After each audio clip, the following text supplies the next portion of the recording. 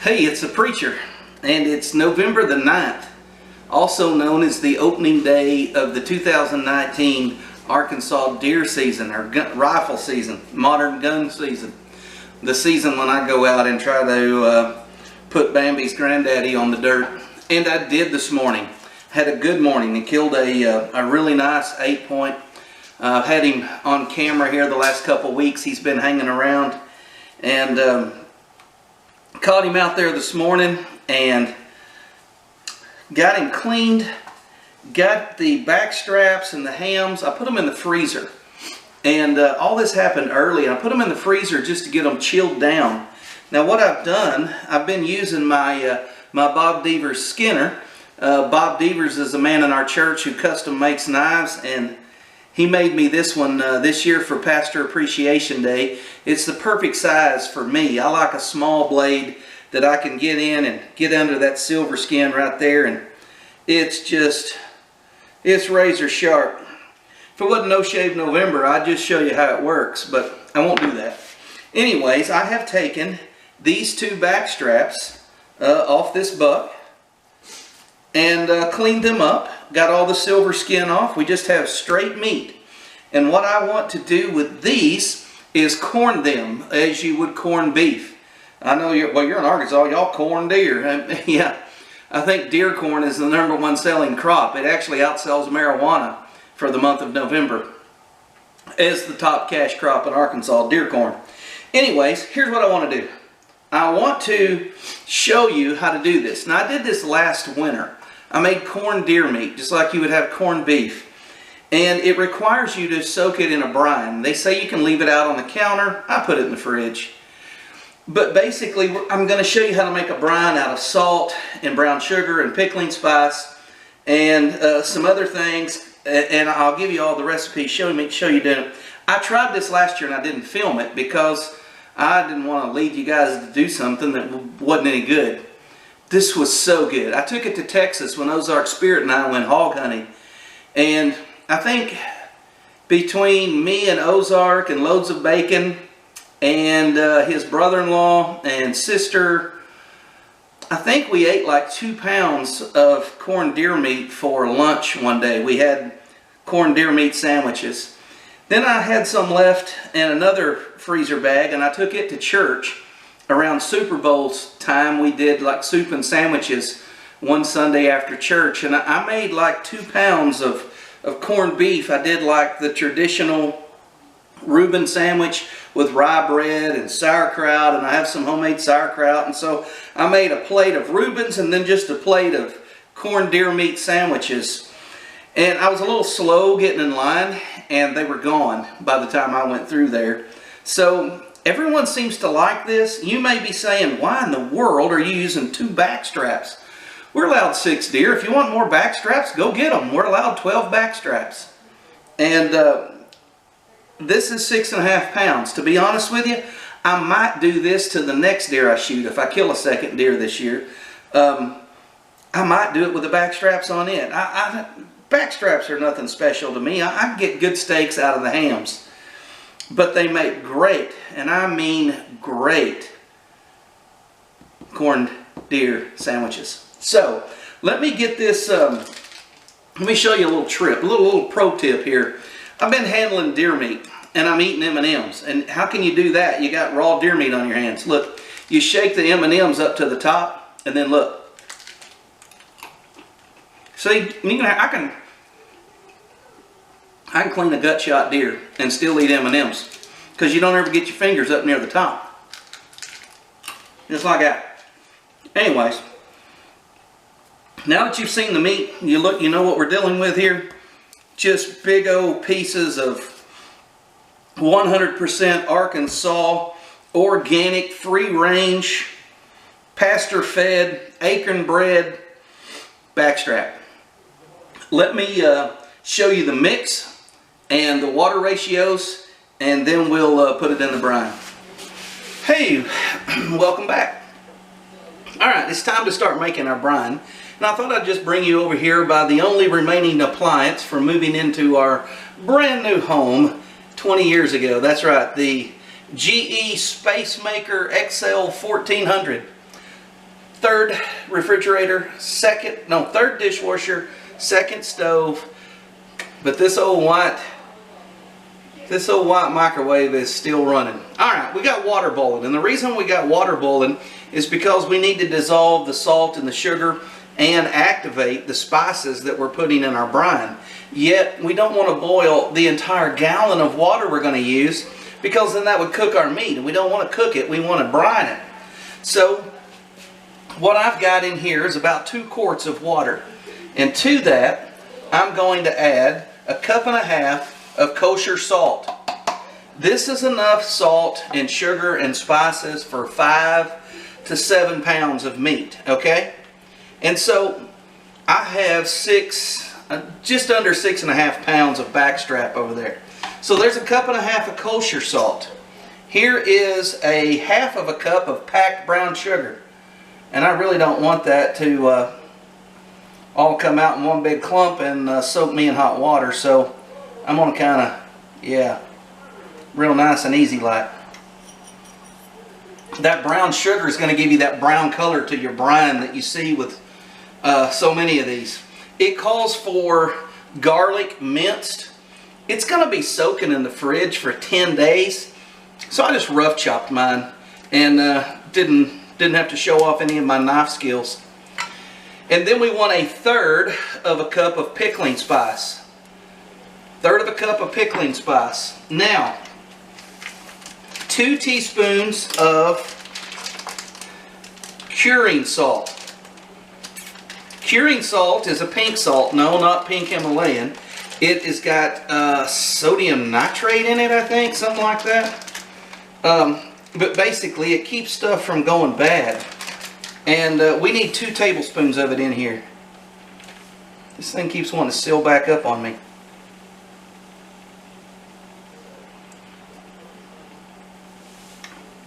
But these nitrates are a preservative, and these will help keep the meat from spoiling. You don't have to put these in there. Your great-great-grandfathers, your forefathers who settled this country and corned everything from bear to elk, they didn't do it. But they also died of dysentery on the Oregon Trail. So I'm going to put a little bit in. Something I also like to add are whole black peppercorns. There's some in the pickling spice, but I like to add a little more. And so the measurement on this is about like that. Okay? You figure that one out. Now what we want is we want that salt and that sugar, which kind of crusted up on the bottom there. We want that to break loose and dissolve.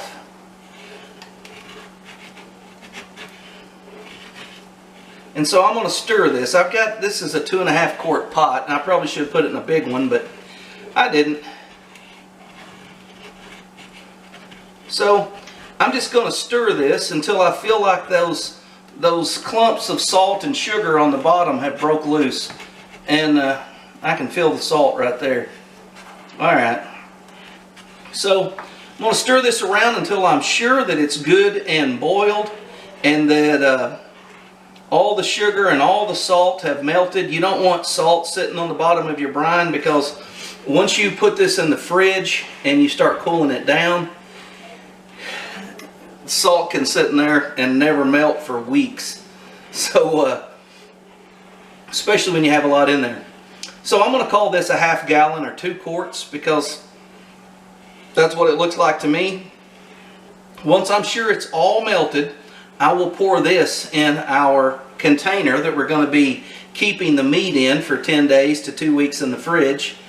And I'm going to add a 1/2 gallon of ice water to this to cool it down and stop the process, so that we can cool it down quicker and get our meat in it and get it in the fridge and have an end to a long and successful opening day of deer season. The reason I'm doing this now and not 2 weeks from now is because Thanksgiving's 2 weeks from now. And I like to carry my deer horns down to my in-laws and show them to my cousins and my uncles and brag a little bit about whatever I shot. But I also like to bring a little deer meat with me and let them taste a little bit of what I shot. And they all hunt too, but we always try to fix weird stuff. And by weird, I mean, you know, Everybody's had deer sausage, everybody's had summer sausage, everybody's had deer jerky and deer chili, but how many people have had corned deer? So I'm trying to get this done now so that I can cook it and have it ready in a couple weeks when Thanksgiving rolls around. I think everything has fully melted. I don't feel anything sticking to the bottom. And I'm going to pour it in a container. Let's take you over there and show you what that looks like. Okay, let me push this cutting board with the back straps out of the way. It is important that you weigh this. The amount of salt and the amount of nitrate salt, can't think of what that's called, curing salt, is designed for a certain amount of meat and a certain amount of time. So if you were just going to do like a half of a back strap and you're talking like maybe a pound or a pound and a half, you wouldn't need this much water and you wouldn't need this much salt and sugar. This is designed to penetrate a certain amount of meat, and I say 5 to 7 pounds. So I've got my scales out, and that's what I've been doing, was weighing the meat. Let me put those back. And I think I can put up the Bob Devers Skinner. This is a amazing knife. That is Osage orange or Bodark handles with stainless steel. He made the little sheath too. This thing's a gem. It made skinning and cutting up this deer a real pleasure.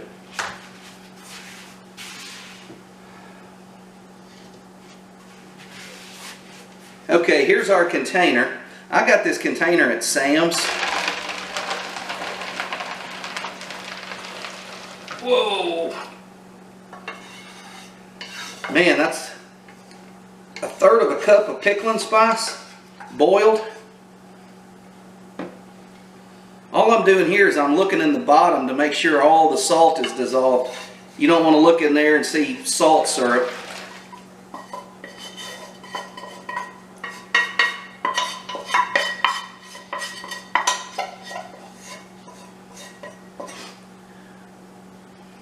Alright.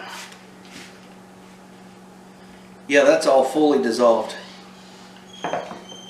Let's just cool it down. Hey preacher, what's it look like in there? Come here, I'll show you.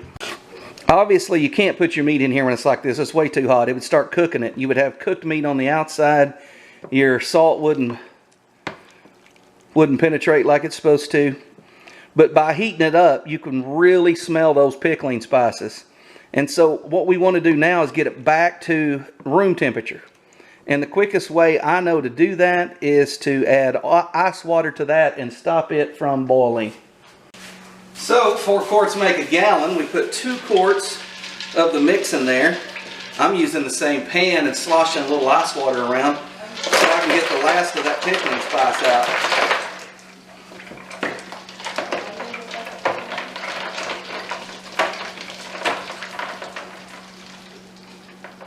That'll make short work of those ice cubes.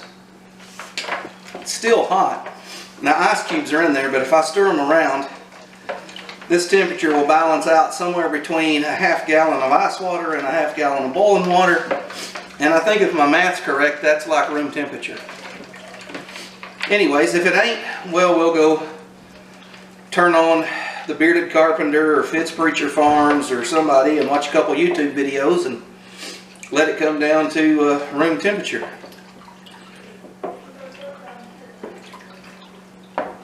Oh yeah, that feels about right. And my ice cubes are gone. Yeah, that's not going to cook anything. Okay.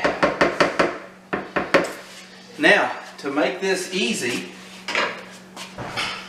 I just cleaned up the Devers. I don't want to put it back in there. To make this easy, I'm going to cut these in half.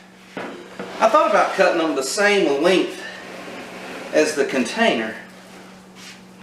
And that might be the thing to do. Yeah, let's do that.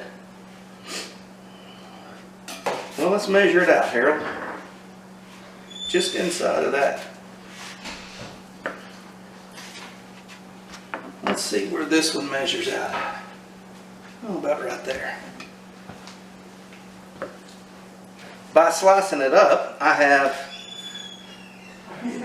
tenderloin or backstrap for me, backstrap for everybody else. Backstrap for me. No, I'm just kidding. Alright, and then I'll take and sandwich these down in the end. Now, these by nature want to just float up a little bit. And they'll do that for a couple days. And then after a couple days, they'll kind of sink to the bottom. And they'll firm up and they'll change colors a little bit. And that's all okay. That's part of the process. As long as they ain't growing hair on top of it, you're probably fine. If you keep it in the fridge and you have enough salt in here, you're not going to see any kind of growth like that, or you shouldn't. Here's why. Every couple of days, or every day, every time you reach in the fridge to get you something, once a day, pull these out and turn them over. And by turning them over, if there's anything that's sticking out of the water that's starting to dry out, you're putting it immediately back on the bottom. And so what we're going to do is allow these 10 days to 2 weeks. So today is November the 9th, the opening day of deer season. 10 days from now will be November the 19th. And 2 weeks from now will be the 23rd. And that's probably, I'll probably do 2 weeks instead of 10 days.